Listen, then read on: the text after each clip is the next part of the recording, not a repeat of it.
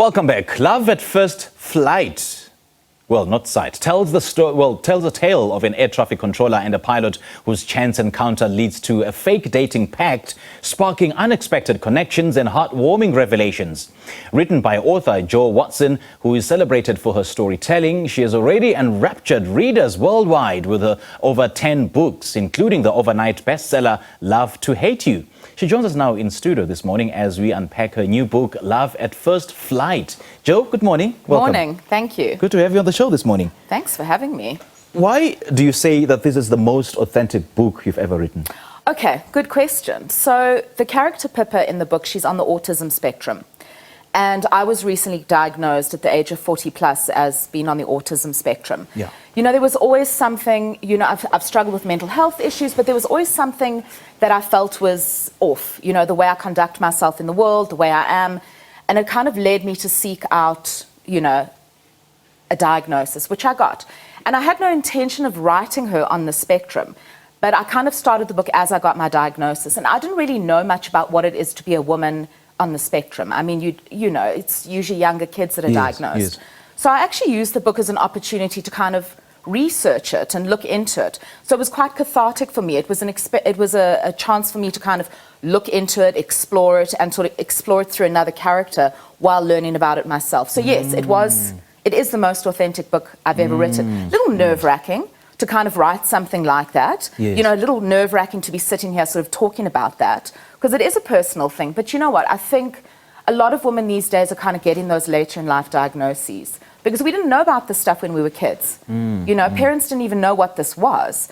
I was always just described as, she's a bit quirky, she's a bit different, Shame, man. No, it's just okay. I'm not complaining, but it was good to get the diagnosis, because it finally made a lot of sense about the quirks, that I have in life. Yeah.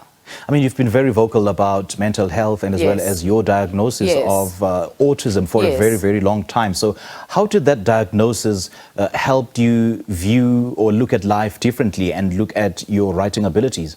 Well, I think the thing is, I've always looked at life differently. I've never looked at life the same way that other people have. Yes. And it's always made me feel different. It's always made me be different. People have always described me as like, oh, Jo's a bit different. And I never really knew why. So I think actually looking at the world differently is kind of a gift in a way. Okay. I actually think it's a gift, because I think it's enabled me to write as well. I see. And also, with autism, you get the hyper focus and all that kind of stuff, which doesn't, which really helps when you're trying to write 110,000 words. Let me tell you, a good dose of obsession and hyper focus does come in handy when you're an author. Yeah. And you also speak of fake dating in this book. What is fake dating? So what does that entail? Come on, fake dating is one of the funnest romance tropes. Let's just get real here.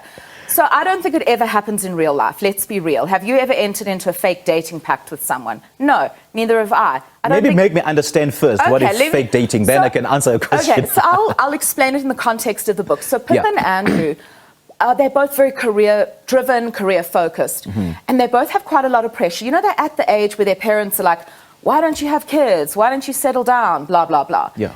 And so they're sick and tired of this pressure. They're sick and tired of the questions and the pressure. And they both go, you know what? I've got a wedding coming up. I've got a school reunion coming up. Why don't you and I pretend to be boyfriend and girlfriend so that we can eradicate all the questions? So fake dating is quite a popular trope in romance books. But let's be real. Has it ever happened in real life? I think the viewers should let us know. I mean, has anyone ever entered into a fake dating pact? I don't think so. So it's fun to read about it in a book. All right. So what's the central message that you're trying to put out there through this book then? So I think for me, primarily, I write books that are supposed to entertain people. Okay. I write romantic comedies. I think, I was just listening to, the news, and I think we're all super aware of what's going on in the world around us, and it's not great. It's dark, especially we came out of COVID, and now the world is not a great place. So I think books like mine really are there to entertain. They're there as escapist entertainment. I want people to read this book and to smile at the end of it and just have a moment, like a reprieve from what we're living in. So that's one of the things. But I think in this book as well, I think Love on the Spectrum is a TV show that's kind of quite popular at the moment.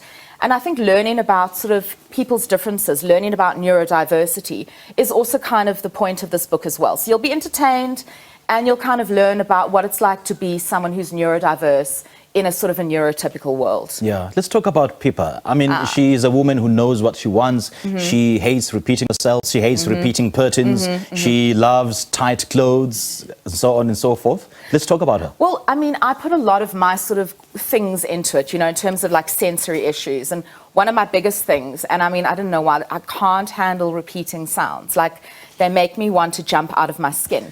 So I added that in the book. Like, she hates repetition with words and sounds and stuff. Yes. So I added a few of my things into the book. I think Pippa's a really cool character. You know, she's done really well. She's focused on her career. She's really good at what she does. She's an air traffic controller.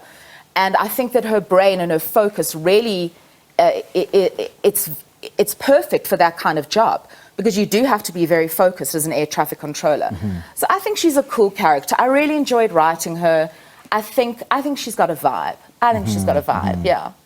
And without giving away too much, then she starts to question her decision on fake love, yeah? She does. She struggled in the past with relationships, obviously, and for many reasons. You know, I think obviously being on the autism spectrum is one of them, but also just being a woman who's really focused on her career, as a lot of people are these days, you know? So I think she wasn't really into love and romance and stuff. And she learns to kind of question herself while dating Andrew, who is the character in the book. He's a pilot. And she kind of opens her eyes to love and sort of, you know, the way love makes her feel and the way she's able to feel in love and to participate in a loving relationship. So we break her preconceptions down a bit in the book. And I know you love happy endings, well, don't you all? We so do. I know the book ends on a high note. Do you want to share more? I'm not going to share the spoiler vibe. I'm not going to go too specific, but what I will Jo. say is, you know, this is a romantic comedy. You don't need to be a genius to know how it's going to end, right? They're going to fall in love. You know, spoiler alert, there's going to be love, there's going to be a happy ending. I won't tell you the specifics of it, but it's a happy ending. all Okay. right? No, Yeah. no worries, no worries. Just how different was the planning and the writing of this book compared to your previous works? You know what? I'm a bit of a, I don't plot. I have a problem. I just sit down and I write and I see where it takes me.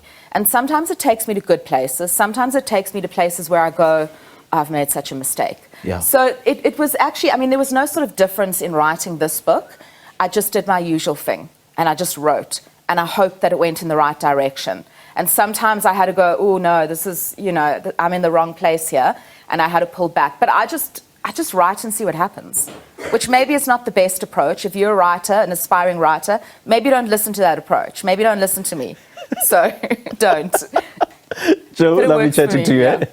Thank Lovely you so much chatting. for having me. Thank you so much. A crash landing into love. How catchy. Indeed. 2 problems, 1 solutions. Lovely chatting to you. Thank you. Good stuff. Well, author Jo Watson has launched her new book, Love at First Flight. The book is a beautiful love story between a pilot and an air traffic controller on the autistic spectrum.